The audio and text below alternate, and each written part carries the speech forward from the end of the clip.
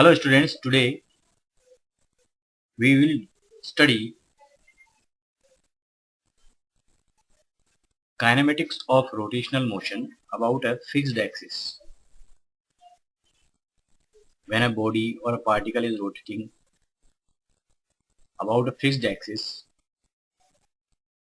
what are the relations between its angular momentum, angular velocity, angular displacement and time? So here we are going to discuss kinematics of rotational motion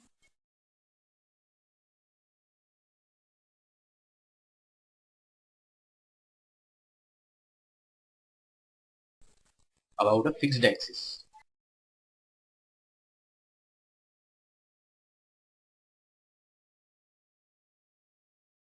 You are very much familiar with analogy of rotational and linear motion as an object moving along a straight line.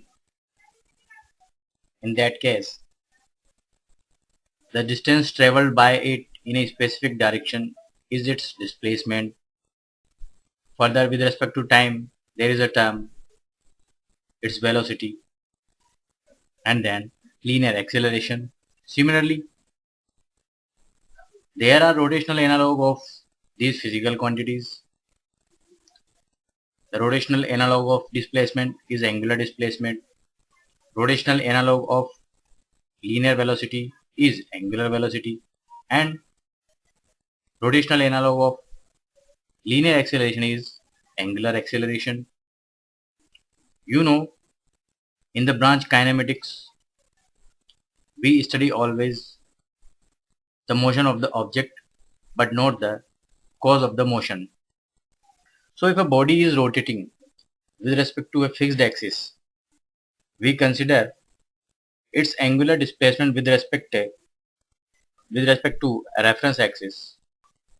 At any instant of time, it has a particular angular position with respect to a fixed reference axis, and change in the angular position of that body in a particular time interval is related with angular displacement. So we can recall here angular displacement of a rotating body is expressed as theta. Rate of change of angular displacement with respect to time, that is known as angular velocity. Angular velocity is expressed as omega equals to d theta by dt. Now, since at this time we are considering that the axis is fixed with respect to which the body is rotating, in that case there is no need to take the direction of the angular velocity. We can consider here only its magnitude. Further, the angular acceleration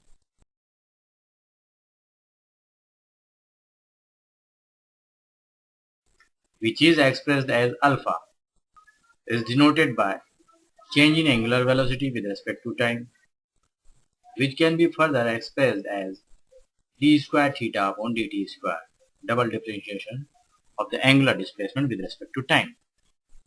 So, as in terms of linear motion of an object, we express Newton's three equations of motion for a body moving with constant acceleration. Linear acceleration, constant linear acceleration means the motion of the body is linear motion.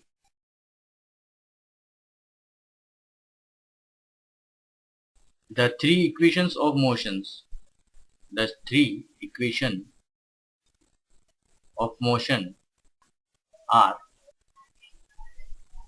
v equals to u plus at, s equals to ut plus half at square, and v square equals to u square plus 2as, where u equals to initial velocity of object, v equals to final velocity of object, a equals to acceleration of object, s equals to distance traveled by the object in a given direction, means the displacement,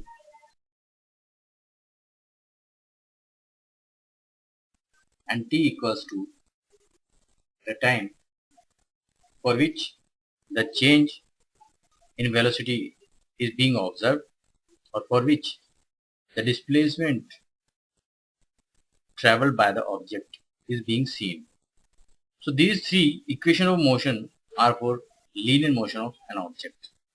Since there are rotational analog of these physical quantities when a body is rotating about a fixed axis, in that case the corresponding kinematic equations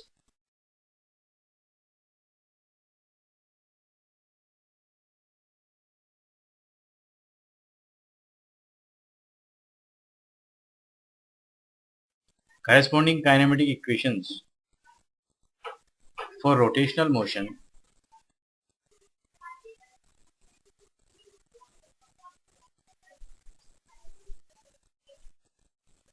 of body about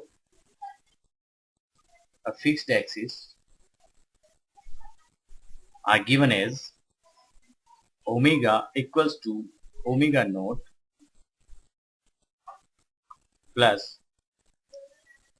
alpha t, theta equals to theta naught plus omega naught t plus half alpha t square, and omega square equals to omega naught square plus 2 alpha theta minus theta naught. Now see here, in these three kinematic equations for rotational motion,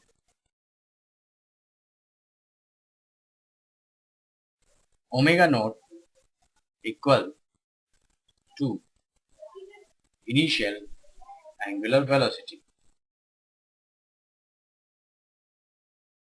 of the body, omega equals to final angular velocity, theta naught equals to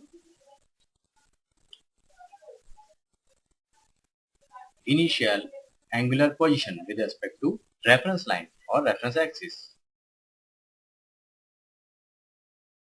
Theta is equals to final angular position. So what does it mean? It means that theta minus theta naught equals to angular displacement in a given time period. That is here t. T is the time considered for which we are discussing the motion of the object. And definitely alpha equals to angular acceleration. Again, in these equations we are considering the angular acceleration is constant. Let us take an example of it. The angular speed of a motor wheel is increased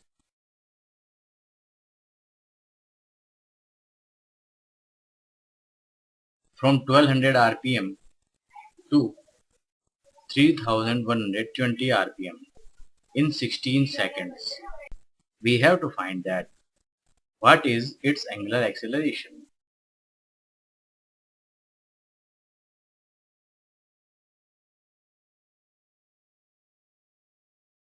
Considering that the angular acceleration is uniform, and how many revolutions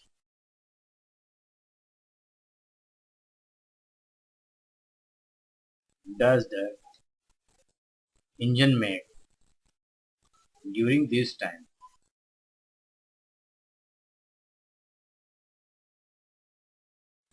Solution: initial angular velocity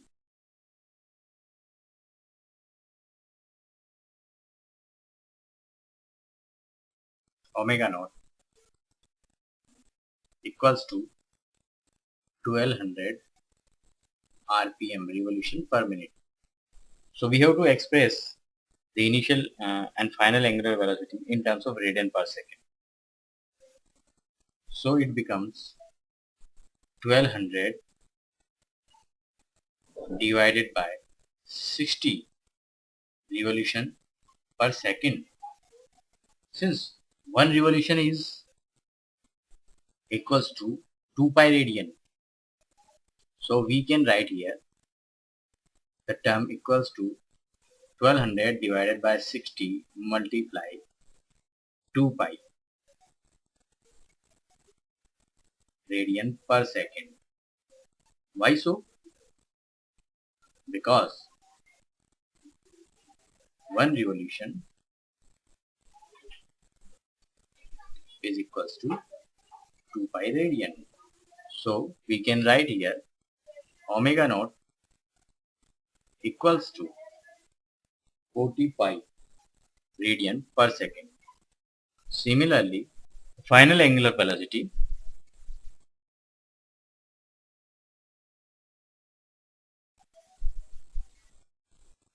omega equals to 3120 divided by 60 multiplied by 2 pi in radian per second, which gives us 104 pi radian per second. The time taken to change the angular velocity is 16 seconds. So, angular acceleration alpha is equals to omega minus omega naught divided by t. That gives us 104 pi minus 40 pi divided by 16 radian per second square. Further, it provides 64 pi divided by 16 radian per second square, or 4 pi radian per second square. That is the required angular acceleration. So it is our first required answer. Now for second option,